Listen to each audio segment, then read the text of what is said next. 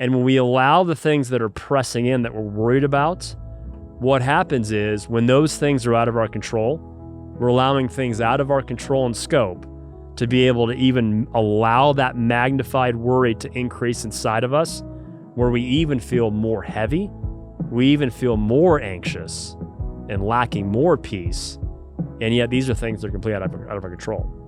So the things that are in my control, now I begin to process what is just 2 things that I can do this week or this month to begin to take some ground in those areas. And even just, there's more steps, but even just that one step is huge in my life to be able to decrease down the things that are pressing in that balloon inside of me, because I'm controlling the pressure that's coming in on the side, and especially pressure that I can't control. This is the Untamed Podcast, where only the few dare to go. We're building a community of adventurous high achievers who refuse to trade our dreams for comfortable mediocrity so that we can unleash our untamed potential. Could you be one of the untamed few? Now, your untamed hosts, Mark Lucas and Joel Fritz. So Joel, we're back here again in the patio. Beautiful The patio. fall day. The patio, the You get a fall sign day. that just says the patio. The patio. It is a nice day. So thrilled to be back with you, back with the Untamed Few. And again, as we just really kind of just walk through more of a casual, unplugged feel of the Untamed, just things that are wrestling in our souls, in our hearts, in our minds, things that we're kind of walking through and helping others walk through. I've just been thinking a lot about a few guys that I have the privilege to be with weekly on calls. And both guys, to varying degrees, are just really in a place, they're just really worrisome about a lot of things in their family. A lot of things right now with their kids, some things even in their marriage, some things even in the people they're leading in the marketplace. And I've just been helping them identify that at the end of the day, worry will choke out in so many ways this peace and joy that we desire to have in our lives. And there's just this process of, we know we're going to worry. Every single day we know we're going to worry. Like we just can't start a new day and just change our brain to not be anxious and not be worryful about things that we're going to experience or things that we do experience. However, it's like, how do we build the mindsets? How do we build our kind of character structure to be able to withstand the negative realities and the negative things that we'll walk into every day when it comes to regarding our families, when it comes to regarding our marriages, when it comes to regarding things in our work? How do we have a better mindset and a better character structure to be able to have durability to walk through those negative realities and not feel so heavy, not feel so bogged down, not feel like we're just lacking real peace and even energy at the end of the day? So that's kind of where we're going today. I've got some thoughts obviously around that. I know you do as well, but we just truly want people to live untamed. We want people to live in a way that they're on purpose, they're on mission. And if we're choked into and we're walking through and kind of choking ourselves out with worry and anxiety, we're never going to arrive in the destination that we want to arrive in the way of being on mission, being on purpose, having great clarity. So we're going to jump into it. Yeah, awesome. Yeah. Yeah, as you're talking, it made me think about my small group this past Tuesday and where we were at and what we were talking about. And we're going through the 5 untamings. And so what we did is our first week, which was 2 weeks ago, we looked at awaken. And that's the first one, but then the second one is breakthrough. So the first week we articulated, these are the things that we need to be awakened to and clarified what counts. So when we did that, this next week we were able to share those again. This is what counts to me, right? This is the thing that is really important to me. Yeah. clarify that, and then ask the question, what's holding us back? Because you and I really love these illustrations like the hamster wheel. And I always think it's so funny when you think about the hamster wheel. Like the hamster actually is just running and running and not going anywhere. Did you ever have a hamster? Yes. Well, I'm trying to think. I Did had I? a hamster in middle school. I personally did not have one, but one of my brothers had a hamster at one point. I loved that hamster until one day he bit my finger. And then He was gone the hamster. next day. I mean, that sucker, Poor hamster, man. he took a chunk out of my thumb. Are you that much of a sissy? No, I'm Look just at telling you, like, but in middle school, I swear, it felt like he bit my freaking thumb off. Dude, you're out of here.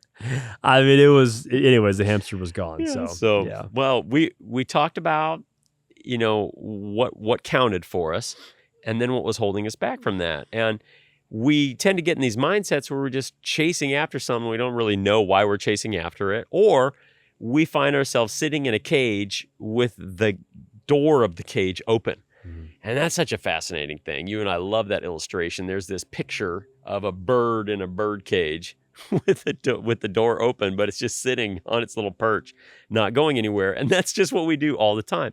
But we have to identify the things that are building the cage around us and then decide whether or not we want to move past that. And I think that's just such an important part of what we do, because these obstacles tend to hold us back from the things that we want more than anything else. These are also the things that are creating anxiety, but they may be things that are creating anxiety that don't have to create anxiety. And some images, some thoughts, some stories have already come into my mind now, and I can't wait to share those. But that's just painting that picture. We're in this cage, or we're running in a direction, and we're expending all this energy, or we've decided not to move because we're too scared to move. But really, what is it? What's built the cage? Or what is that track that we're running on? And have we really thought through what those things are that are actually sources of the anxiety? And do they even need to be there? Yeah.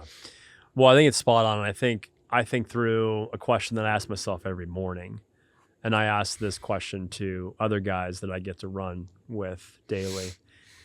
And the first question that I ask in this check-in, it's a check-in time, is what are the things that I need to, as I reflect over my day from yesterday, what are the things that I need to abstain from? Like these things, if I'm aiming towards the mark and I'm aiming at purposeful, I'm aiming at being a purposeful man on mission, a man that has a clear understanding of his calling, a man that truly is making an impact in his family. I need to abstain from these things because I know those things are choking out, those things are hindering me from aiming and hitting the target that I am setting a course and a path to hit. And I think it's important that we do abstain and understand what we need to abstain from. And the area of worry, the area of anxiety comes into that list. It does. And it comes into the list of multiple men that I asked that question to. So the real question after that is, first you have to identify that, because I think to varying degrees, we all worry and we all have anxious thoughts and stress that we're carrying. But then secondly, when you ask yourself, okay, how do we minimize that? How do we not be controlled by that? How do we not live paralyzed by that? How do we get away from this hindering us from aiming at the target that we want to hit when it comes to purpose flow? And I think at the end of the day, we begin to kind of process now in this conversation, what are some steps that I've taken? What are some steps that you've taken? What are some steps that we've helped other people take? And I think one of the first things that I do when somebody gets back to me, or I myself say, I need to abstain from being in a mindset of being worried. Then I ask myself, what am I worried about? Is the next question. So we need to gain clarity on that. Okay, what are the things right now that you're worried about? And then a really important second question, follow-up question is this. Do you have control over those things that you are now obsessing over and worried about? And I will tell you just from my vantage point and then from the conversations that I have with other men, 9 times out of 10, the answer is I don't have control over the thing that I am consuming my thoughts with, feeling weighed down and heavy over this anxious, worried thoughts. Okay, so if that's the answer, you don't have control over it, okay? Then we have to pivot and ask ourselves a follow-up question, which is, what do you have control over? What are the things that you do have control over in this moment right now? And then what are some steps forward that you can take to experience growth, to experience victory, to experience even getting 1% better in the things that we can control. And I think even just doing some of those simple questions and that systematic approach begins to kind of lessen the load. Because I heard this visual years ago, and it was a great visual. Worry is if we imagine a balloon that's blown up, okay? And the balloon is blown up and it's inside of us, okay? And then all the things that we're worried about are pressing in on the balloon. And if a balloon right now is blown up in front of me and I'm pressing in on the sides of that balloon, the balloon will get larger in the areas on top and bottom when I press it on the sides. So it's actually an increase of volume, an increase of sides as I press in to that balloon. And when we allow the things that are pressing in that we're worried about, what happens is when those things are out of our control, we're allowing things out of our control and scope to be able to even allow that magnified worry to increase inside of us, where we even feel more heavy, we even feel more anxious and lacking more peace. And yet these are things that are completely out of our control. So the things that are in my control, now I begin to process what is just 2 things that I can do this week or this month to begin to take some ground in those areas.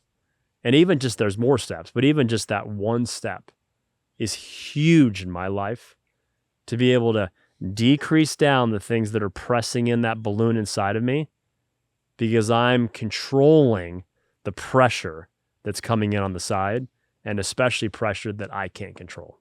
Yeah. Yeah. Well, it's well said. Good image, because that balloon, just like you said, when you're pressing on the balloon, you're just increasing the pressure. And so why do we do that? That's kind of one of my big questions I'm always asking for myself and asking guys, well, why are you doing that? And it is interesting. I don't know that we all take the time, or we actually do have to be prompted by outside sources, friends, etc., to ask those sorts of questions, because it doesn't seem like we do it naturally enough. But you did say something key, that every morning you look through a series of questions. Now, you actually do it with guys. I have a routine of that as well.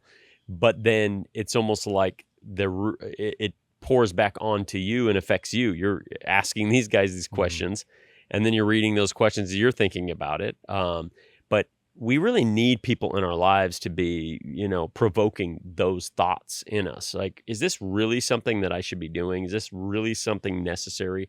Is this anxiety, this thing that is creating anxiety, really something that I need in my life? And oftentimes the answer is just simply no. And if the answer is no, then how can we actually take control of that situation and do something about it? The action isn't that difficult. I think identifying it is difficult. And once you've identified it, then actually running out the scenarios in your mind, having somebody process through those, like what's the cause and effect?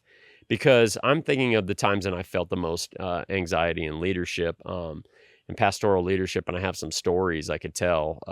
But ultimately, I don't know, years later, you look back and they seem really inconsequential, or oftentimes inconsequential. There's key decisions that we're going to make, and they kind of make or break you. I think oftentimes even those key decisions, though, we didn't fully like. Actually, we weren't geniuses when we made those decisions. Like the combination of circumstances and us having a fairly decent response actually worked out really well for us.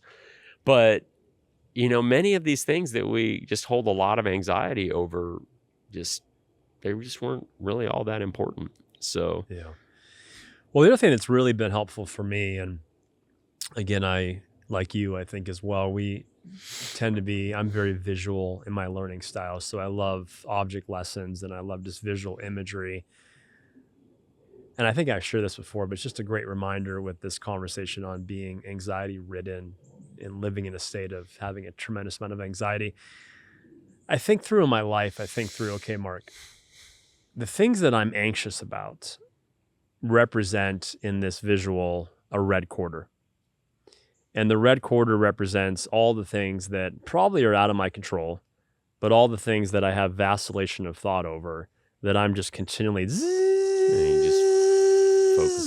focused in on. I'm laser focused on these red quarters, it represents the negative realities and things that I'm worried about. And yet, like, even just in this beautiful setting that we are right now, I mean, we're on a large property right now with grass in the backyard, and there's just a ton of land all around us and trees. And if you were to think about just like all the silver quarters that would fill every single ounce and square inch of grass that we have in the front and backyard, and those really represent for all of us the good and perfect gifts that we have, the things that we really can look a hard look in the mirror and say, there's a lot to be grateful for. And yet I get so fixated on the red quarter that I really don't at times, especially when I'm at a heightened place of anxiety ridden and worried, I lose sight of all those silver quarters. I lose sight of all the blessings and all the beautiful gifts that I have. I just do. So I think there has to be as well for me, when I look at what do I need to abstain from, I've got a list on there that's anxiety and worry. What's in my control? What's out of my control is the next question. The things that are out of my control, I surrender those things to God in prayer. Ask Him to help me give those things to Him and stop holding on to them. It's almost as if I'm wearing them on a backpack, heavy rocks on my back. So I try to give those rocks to Him. And then the things that I can control, I try to put together a systematic approach of a couple steps. What can I do this week, this month, this quarter to get better, to control these things? And then with that, a beautiful remedy for me to just overall have less anxiety and worry is to be more focused on gratitude. Yeah. To be more focused on the things that I do have, because marketing and the culture and the society that we live at large, the reality is nobody wants you to be content and focused on what you have. To buy. They want you to stimulate to buy all shiny things that we supposedly need because marketing has told us we need them. So that for me is a paradigm shift. I've got to also ask myself as well, do you really have at all a gratitude mindset right now? Is there really a cultivation of gratitude right now in your life? And 99 times out of 100, when I'm honest with myself, the answer is no. And 99 times out of 100, when I ask myself that question to other people as well, as I ask the questions that I ask to other people to myself, they also say no. Yeah. I don't. Yeah. And we work on that. So how do we cultivate, how do we build more of a gratitude mindset? What does that look like right now? Yeah. Yeah. That's good stuff. I have a story from a long time ago. I was counting the years in my head. I think it's 15, 16, 17 years ago, something like that. And I was a pastor, and somebody was being ornery. We were in one of our groups or whatever. They didn't like something that I said. They had a differing opinion. Man, it was the biggest deal to them. The biggest deal. So they were going to disrupt the whole thing. And I felt like my leadership was pretty good during the actual event. And man, it just provoked them even more. They couldn't stand it. It was really, you think back about it, it's really funny. Like they just bent out of shape. And I'm like, no, we're not going to go that direction. Guided the conversation in a different direction. I said, but if you want to talk afterwards, we can talk. And I remember this conversation after this Bible study time. And I just couldn't believe the passion that this individual had over these like really inconsequential things that they felt were like super important doctrine. And they were just ultra passionate about it, but they were demanding and they were rude, and it was like nothing else could be in existence but these simple things that somehow I didn't fully understand, which I did. I was telling them I don't agree, and they can't. It's really funny, the difference between you don't understand or like you don't agree, and I'm like, no, you don't understand. I don't agree. I hear what you're saying. I get what you're saying. Right. I don't agree. Are you willing to, like, can we move forward or can we not move forward? But out of all that, there was this, they were so offended and hurt and bent out of shape. And I said, I'm just not going to agree with you and go in the direction that you're going. And I felt like I was being very kind and cordial and giving them lots of room, and they did not feel the same. And so there was this months-long process after this night. And I remember walking through that process, and and we decided that we would kind of meet together on a regular basis, and the anxiety that I would feel before these meetings, and like, how do I resolve it? Because all of this, I have this woo in me, woo, Yep. win others over. And so I really wanted to win them. And it's fascinating, Mark, to realize the days as you're maturing and growing, that there are people you're just not going to woo. It may be a gift. It may be something that you're really good at or whatever. And there's just people, they're not worth wooing. Yeah. Or you'll never woo them. Yeah. Because you'll never woo them, right? They're worth it as a person, but the fight, it's not worth the battle, because where does it go? But that puts us back to this place, like what control do we have? What's the end goal? And when I reflect upon that whole circumstance, that scenario, it was formative for me. I don't know exactly how it formed them, but I do know how it formed me. I have not approached conflict situations like in the same way since, because I recognized all the effort, all the trying, and the actual outcome moved the needle very little. What I recognized is more of this sense of vision and clarity. I'm going here. Where are you going? And if they don't want to go there, that they don't have to go there. Right. But I was the leader, not them. And I made that clear, and I wanted to go in a direction, but I just feel like such a higher level of confidence after the years have gone by, that this was not, when I reflect upon that, two sets of people that could share in community and potentially have good exchanges with each other and even be in the same group, if we could just be okay with a slight variation and difference, but they demanded to have it their way. So at that point, when they say, I have to have it my way, I was able to say, and even more so today, I think it's easier for me to clarify, no, this is where we're headed.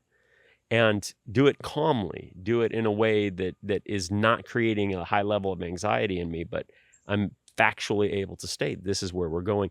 And that vision does cut through things, right?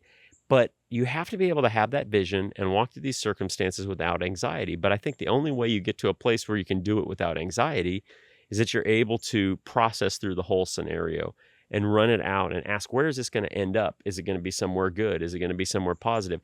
Am I in agreement or disagreement? Can we just focus on the real thing? And then once you focus on that thing, can I just be okay with the outcome? And if you can decide that you're going to be okay with the outcome, it is actually amazing what it does to your brain and your physical response as you go through it. And that's just one situation, but it was formative for me. And I've never seen things the same since then. I really haven't. I've been much more comfortable to make a decision because I just can't win with every single person. So why bother being anxious about it?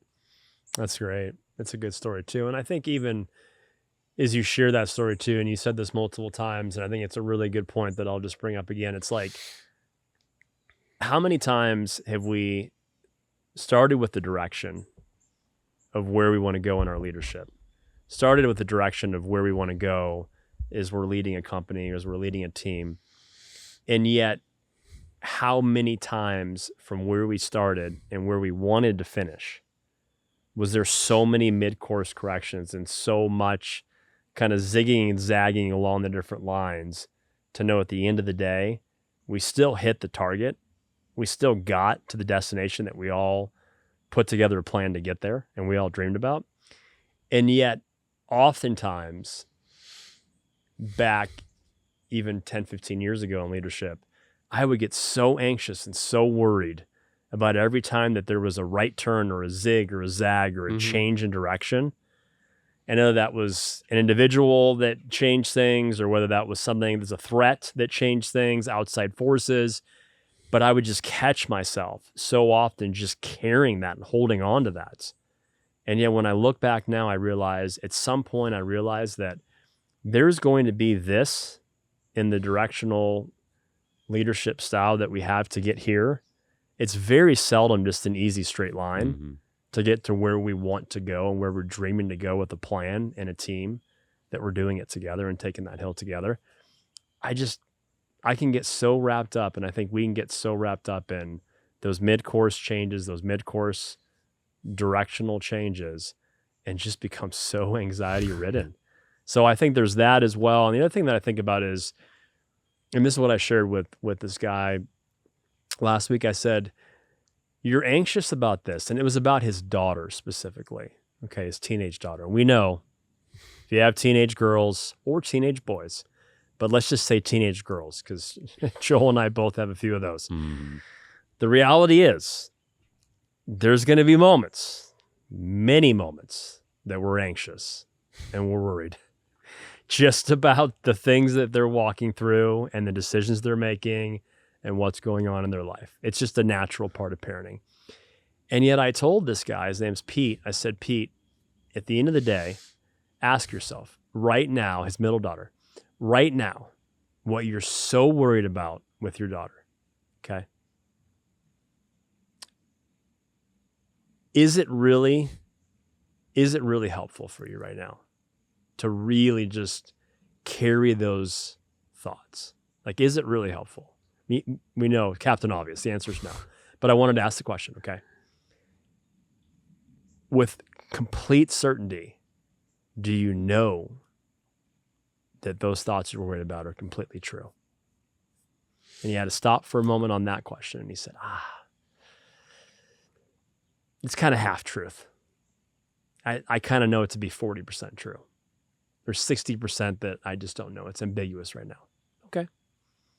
So in your mind right now, you're worried like it's 100% true. But I want you to realize that. Okay. And is this thought right now, is it even necessary? Is it a necessary thought that you truly have to continually just hold on to and walk through your day? And I think when we begin to ask some of those questions and really think through some of those questions, if the answer is a hard no to those questions, is it true? Is it helpful? Is it necessary? Then it's pretty easy to say, we can just kind of set those aside.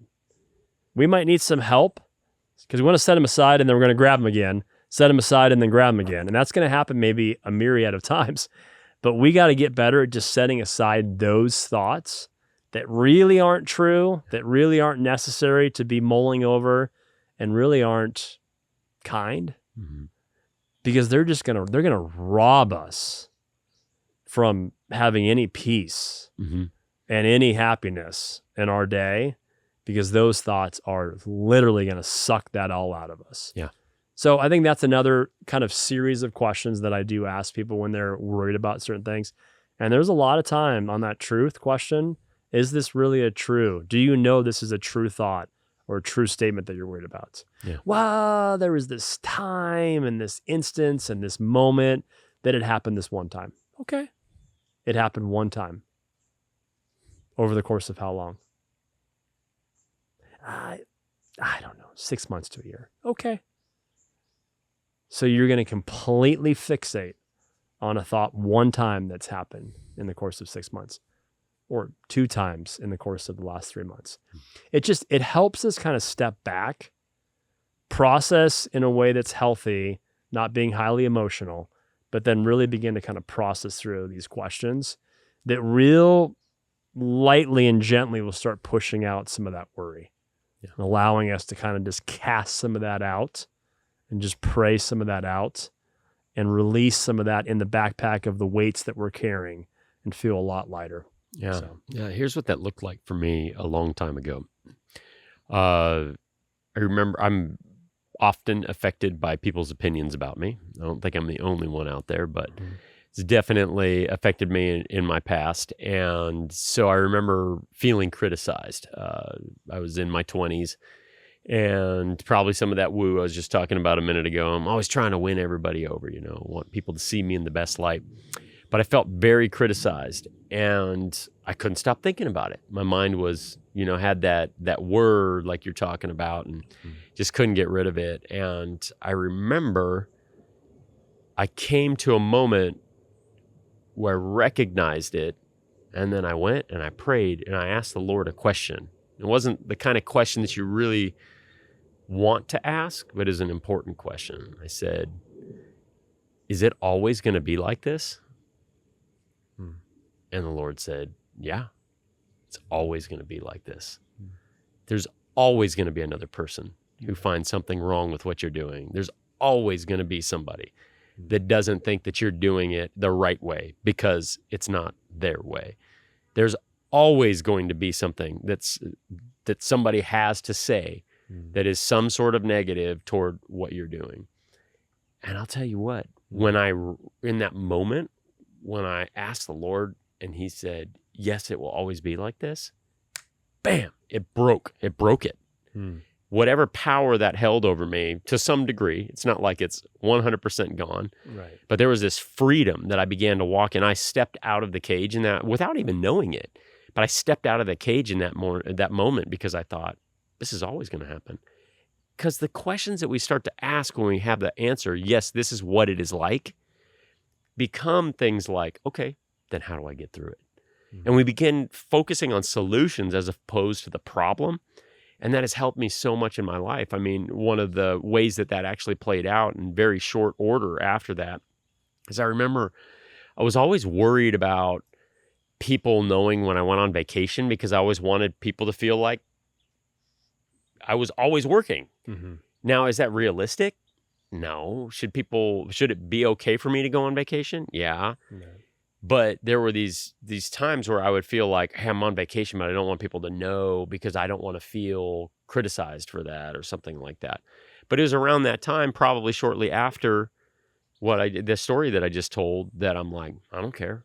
I'm just going to tell everybody I'm on vacation. I don't want my vacation interrupted. I actually switched from this thought process of I don't want people to know that I'm on vacation to I want everybody to know I'm on vacation. Right. And it was such a magical thing because after that, I've had very few people criticize me. Sometimes when I've taken a longer vacation, you'll get people around you and they'll try and throw some jabs, but I'm just like, just whatever. I don't care.